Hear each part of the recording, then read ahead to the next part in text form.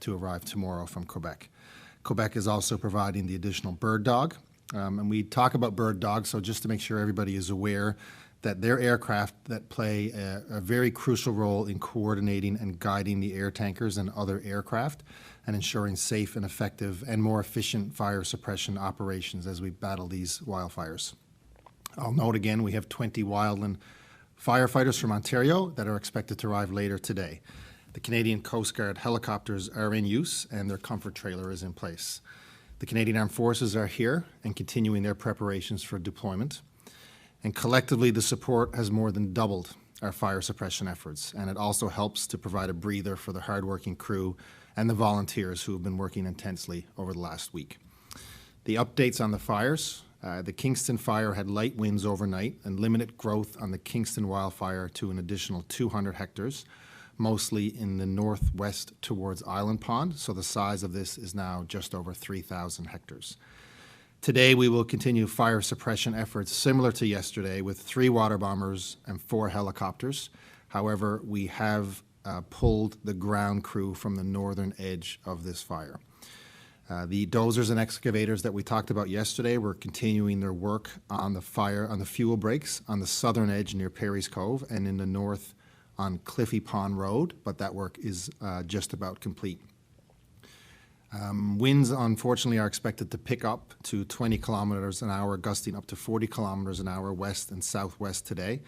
And we anticipate these winds combined with the extreme fire weather index are going to lead to very active fire behavior this afternoon and this evening. So it will be a serious risk throughout the day as we continue to monitor the Kingston fire. The head of the fire is about 2.5 kilometers from Western Bay at the moment. The Holyrood fire, the crews continue to work the same approach and that has been effective to date on this fire. There's a hose line in place around the entire fire perimeter and staff are continuing digging out and wetting down the remaining hotspots. It continues to be approximately 22 hectares. Obviously some great news yesterday as people were able to return home. And we will continue to look at the size of that evacuation order throughout the day. Hopefully we will have some good news on that, but again, make sure individuals listen and don't return home until the evacuation order is lifted. The Martin Lake wildfire continues to be active as well. It's increased slightly to about 245 hectares with some growth on the north and south edges. Crews are holding the eastern perimeter near the north side of Martin Lake and Great Rattling Brook, along with air and ground suppression efforts. Water bombers, helicopters, 3 air tractors, and ground crews are continuing their work, and a fuel break is being constructed along the road between the northern edge of Martin Lake and Great Rattling Brook. Again, unfortunately similar to the Kingston fire, the winds are forecasted to be southwest 20 kilometers an hour, gusting to 40 kilometers an hour this afternoon. And again, combined with the extreme fire weather index throughout the province, fire behavior will be challenging throughout the day with this fire. Motorists will most certainly see smoke along Route 360. And again, we are continuing to monitor the smoke and the fire on that highway and make sure that people are aware. We will certainly give as much warning as we can in the event that the highway does have to be closed. I want to speak a little bit about and speak to the individuals who are directly affected by this situation. And of course, we can only imagine the stress that they're going through and their friends and family as well. And we are, as a government, doing what we can to help all the individuals that are faced with this very difficult situation, particularly those who have had to leave their homes. It is easy to say this, much easier said than done, but we do appreciate your patience and continue to ask for your patience. The firefighters are, of course, doing what they can, and we will get you back to your homes as soon as it's safely possible. And we are doing everything we can to ensure it happens as fast as we can do it. Again, the frontline heroes continue to battle the fire on the ground and in the air, and the staff in our shelters are providing beds and food, snacks, water for everybody who needs it. No one will be turned away. Dozens of people are continuing to support the communities through the Provincial Operations Centre here in St. John's as well, and they're doing great work. Just to get a sense on the numbers, there's almost 3,000 individuals who are under an evacuation order and almost 1,500 households in this province, just to give a sense of the scope of what we are facing right now. Just Talking about the evacuation centers, I do want to remind the evacuees that regardless of where you spend the night, if it is at the center or not, there are always 3 meals a day available, snacks as well as mental health services, and you do not have to be staying at the reception centers to avail of these services. They are for all evacuees. And the services, of course, are made possible through the government's partnership with both the Canadian Red Cross and the Salvation Army. This relationship has really helped residents and the province in communities such as Lab West and Port aux Basques over the last few years. Finally, I'll just speak about Crime Stoppers again and why Rod is here, because included in the great work that the law enforcement agencies are doing and enforcement officers who are continuing to try and keep communities safe through all this, Rod is here today on behalf of Crime Stoppers to announce that an offer of $5,000 reward will be available for information that leads to the identification and arrest of anyone who's responsible for intentionally starting a fire throughout our province. And this person's will remain anonymous, and that is guaranteed. So we encourage anyone with the information to call 1-800-222-8477 or submit a tip through the P3 Tips app. So, of course, we've been here all week talking about why these fires are starting, how they're starting. We raised the fine significantly for anyone who violates any of the Forestry Act regulations. You've heard Minister Haggie talk about, and the RCMP talk about, it's difficult to do an investigation, impossible to do an investigation without a name. So hopefully offering this reward will give people the sense that it will remain anonymous, and potentially lead then to a charge or a conviction for anyone who was responsible for doing this. I'll turn it over to Rod and let him speak about this. You know, the reward is more than what's usually offered in any situation. And the conversation I had with Rod, it's very clear that this is an extraordinary circumstance that the province is facing. So I very much appreciate Crime Stoppers stepping up and helping the province. So Rod, if you have anything to add, I very much appreciate your willingness to help the province on very short notice. So thank you very much. Thank you, Premier. And it is our pleasure to assist in any way we can. Most of you have probably heard the name Crime Stoppers, and I just want to give a little history on who we are. We've been operating now since about 1976, a little over 30 years in this province. And what we really sell our product as is the fact that you have full anonymity. Our tagline is very simple. It says, "Say it here." And anytime these things happen in the community where you may have people suspecting or aware of someone, in this case starting fires, that information is crucial to deal with those individuals. And any concern you may have about giving that name or that information out and being identified is eliminated when you use our service. It's very simple. You call the 1-800 number, as the Premier mentioned, 222-8477, or you can download an app that's called P3, and it's available both on Google and Apple. And we need your help. This is really serious stuff.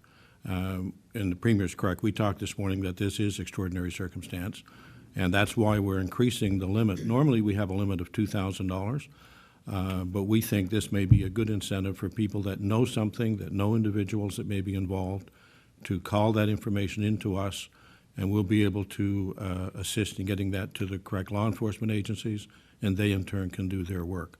So we ask for your help. It's important. This is our homes, this is our cottages, it's our province, so we truly ask for your help in this. Thank you very much, Rod. Very much appreciate the recognition of the seriousness of the situation, and thank you to Crime Stoppers, not just for today, but for all the work. Minister Haggie. Yeah, thank you very much, Premier. I just want to pick up on some of the headings, as it were, that you have raised. And I think I'll start by commenting on Crime Stoppers. If you see it, say it, but say it here and anonymously. And I think that's really important and a very worthwhile message. Talking about the reception centres, they are open 24 hours a day. They are safe places. And if you're an impacted resident, whether you're staying there or not, there are services there for you. There are 3 meals a day. There are shower facilities. And because, as Premier referenced, this is a stressful and a time of great anxiety, then we have, with NLHS, also arranged for some mental health and support services to be on hand at each reception centre. So that's at Carbonear Academy and Villanova Junior High. They're anonymous, they're confidential, and they tie you into clinical need if there's further needs identified. You can also use 811 and bridge the gap, and again, they are entirely confidential. In terms of recognizing the stress that individuals are under, we have a policy coming shortly on new fires, but currently we are pleased to announce today that all households who have evacuated their primary residence will be eligible for a $500 payment. The Red Cross will administer this. How this can be administered and the details of how you claim it will be available in the next couple of days. You must have registered with the Red Cross. And again, you don't have to be using their facilities. You may have found somewhere else to lodge your head, but you have to be registered with them to be eligible for this. As I say, we will work with the Red Cross over the next 48 hours to get a mechanism in place to dispense this money. Looking at this as a government, we will be developing policy over the next couple of days for future fires after we finish our consultations with the insurance industry. And having mentioned insurance, I think it's important for anybody who has been impacted by these fires to contact their insurance company. Most policies actually cover alternate living expenses, so they will provide some money on a go-forward basis for expenses incurred because you're living somewhere else short-term, and they would require receipts, naturally. We, as I say, will provide details of a future policy in the next little while. I think final comment is, just in case you may have missed it, the number to register is 7290921. Or you can go to Carbonear Academy or Villanova Junior High and register in person. So we can get through this. It's a challenge, and I can only sympathize with the plight that some folk have found themselves in. So with that, Premier, I'll hand it back to you. Thank you, Minister Haggie. Minister Dempster. Thank you, Premier. As the Premier started at his opening, we know that people are very worried. I'm getting the emails, the calls, the messages. Sometimes it's, the armed forces are coming in. Where are they going? When will they be here? Sometimes there's scenarios where Nan's in one place and the daughter and the granddaughter's in another place. There's all kinds of scenarios. There's all kinds of people that feeling a little bit in limbo right now, like their lives are in a holding pattern, and they truly are. So I just want to speak for a moment about the incredible team in forestry. I'm fairly new to forestry and I'm learning every day, but the skilled team that we have, from our steadfast wildfire fighters on the front lines to our fire behavioral specialists, our incident management professionals, many of who are starting their day at 5 a.m. and ending it at midnight as we navigate this unprecedented time. They're using science, knowledge, and tremendous amounts of, I'm quickly learning, know-how to determine how best to get in and work those fires. It's really, really impressive when you're participating in those briefings. And I would be remiss if I didn't acknowledge that beyond the fires in Kingston and Martin Lake, we have staff from Wabush in Labrador West to St. John's that are responding to fire calls every day, ensuring our communities are safe, and we can't say it enough. Thank you. Over the next couple of days, it will be difficult, as the Premier alluded to. Indices are going to extreme right across the province, super dry, and we're going to be dealing with the higher winds. So that's why I wanted to give people some assurance of the team that we have working this. Also, we continue to hear sometimes challenges around communication, and we do want to remind people to follow official channels for information. It never ceases to amaze me how somebody can seemingly think something up and do a post, and that causes a lot of angst. We don't need that at this uncertain time. So we want people to follow the Government of Newfoundland and Labrador's public advisories that are issued throughout the day when we have important information to share. We also post on our social media channels and the Department of Fisheries, Forestry and Agriculture. We actually have our own site, and we do post throughout the day, at least a couple of times a day, on the status of the wildfires. And of course, the RCMP and the municipalities in many cases are providing their own updates. I'll just, a final comment. I know that people at the evacuee centres sometimes don't have access to those channels and getting the information. So we've actually had folks printing what we are putting out in social media and posting it around the centres. And I want to say thank you, because I've heard some positive feedback that that's been helpful to those people that are just waiting for the next word and the next update. And just close with, we are in a fire ban in Newfoundland and Labrador. That means no open fires, and we cannot stress that enough. Thank you, and back to you, Premier. Thank you, Minister. Any questions? Yeah, so a serious risk this afternoon into tomorrow. What can evacuees expect in the CBN area over the next 24 hours? So in terms of the fire activity and the fire behavior, it is going to be very active, so they can, they can expect that. Of course, everyone who's moved out of the evacuation areas will remain safe, hopefully at Carbonero Academy or wherever they are with friends and family. As you know, Victoria is still remains on alert, but no extra heightened sense in that community today. But of course, we continue to monitor that. As I said, it was the head of the fire was 2.5 kilometers from Western Bay, which has been evacuated. So that is certainly a concern. But again, everyone is doing their best efforts to suppress the fire on that edge. At $500 for evacuees, will there be more support later for those who lost their homes and to help rebuild the communities affected? So there's going to have to be a lot of work to look at what has been lost, and we're not at that stage yet, of course. We can't even get back into the communities. I know there's certainly some reports of people who know that they've lost their homes. So part of that analysis, as Minister Haggie says, is working with the insurance industry, the insurers that are working in this province, and people have policies in this province. Hopefully people are insured for these losses. I know when I spoke to the mayor of Adams Cove, he talked about the devastation that his community is going to feel, regardless of the loss of structure. That's a lot to take, a lot to deal with. They've dealt with it twice in, 3 months. People I spoke to in Victoria the first day I was out there just said they've had a hard time sleeping since May 7th. So that is potentially going to be a more difficult situation for those individuals as they go forward into the days and weeks ahead when they do have the opportunity to return. So all that to say, there's going to be some serious work that needs to be done on looking at how we rebuild, who rebuilds, but we will certainly work with all those communities and those individuals when we look at the aftermath of the situation. Since putting in the new larger fines yesterday, have any fines been given out? Not to my knowledge, no.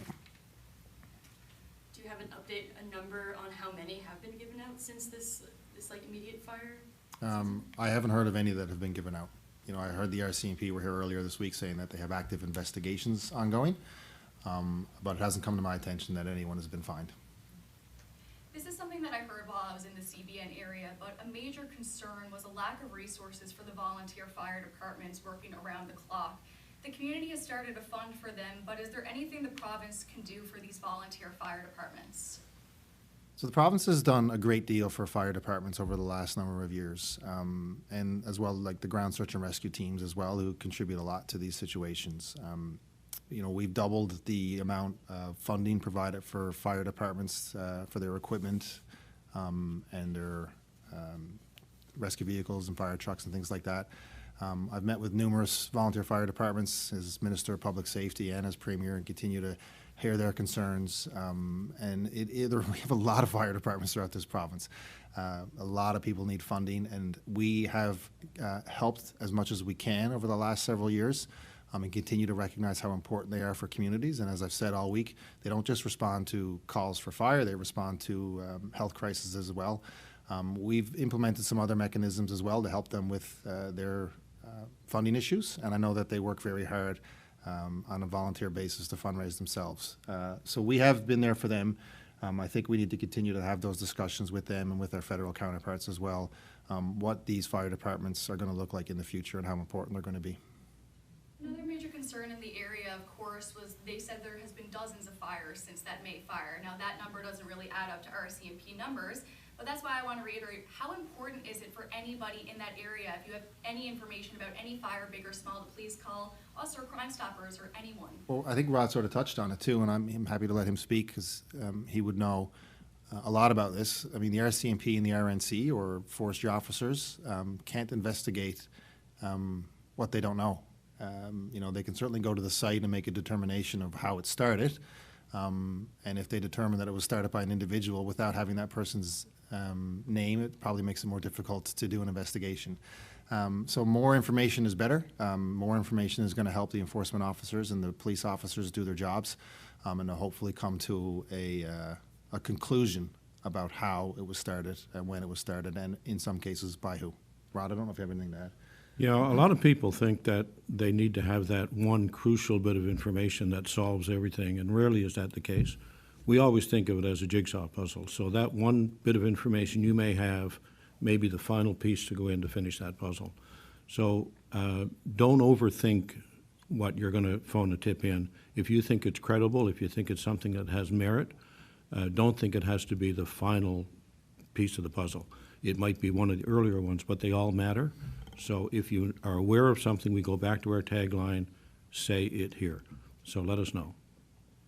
Where are the mainland water bombers and extra help going to be deployed? Are there any specific areas that we'll be fighting in? I can't tell you right now because the Quebec, two of the Quebec water bombers won't be here till tomorrow, and two won't be here until later this afternoon. As you can tell, you know, things change.